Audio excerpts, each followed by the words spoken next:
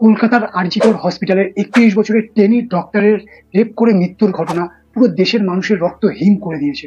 ১৪ই আগস্টের রাতে রিক্লেম দ্য নাইট নামে মেয়েদের এক আন্দোলন বেড়ায় কলকাতার রাস্তায়।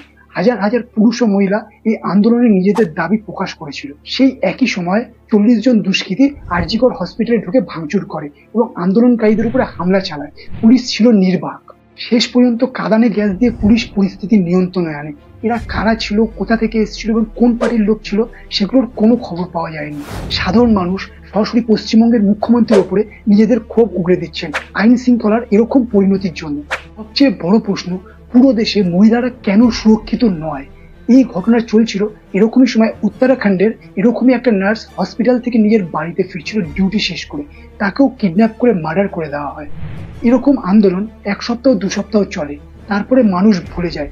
কিন্তু মেয়েদের উপরে হওয়া এই পাশবিক অত্যাচারের আসল শিকড় কোথায় লুকিয়ে আছে সেটা খোঁজার চেষ্টা কেউ করে না। এই সমস্যার সমাধানের জন্য ৩টে জিনিসের উপরে আমাদের বারবার প্রচার করতে হবে। প্রথম, সমাজের বিকৃততম মানসিকতা, ইন্টারনেটের সস্তা কন্টেন্ট যেগুলো মহিলাদের অবজেক্টিফাই করে রেপকে প্রাধান্য দেয়, যেখানে সেক্সুয়াল হ্যারাসমেন্ট সামান্য ব্যাপার।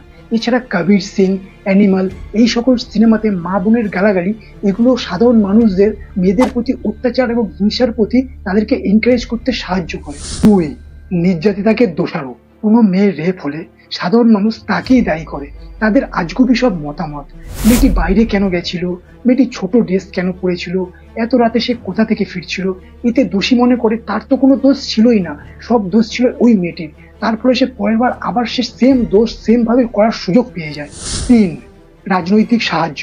এরকম ঘটনা হওয়ার পরে সাধারণ মানুষ দাবি করে কনভিক্টেড দোষীর যেন ফাঁসি হয়। কিন্তু আসলে কনভিক্টেড দোষীর কি হয়? সে কয়েকদিন জেলে কাটিয়ে তারপর নিজের রাজনৈতিক প্রভাব খাটিয়ে বাইরে বেরিয়ে আসে। উদাহরণ হলো যেমন রাম রহিম সিং। দেশকে যদি আসলেই মেয়েদের জন্য সুরক্ষিত করতে হয় তাহলে এই ৩টে জিনিসের উপরে আমাদের বিশেষভাবে জোর দিতে হবে।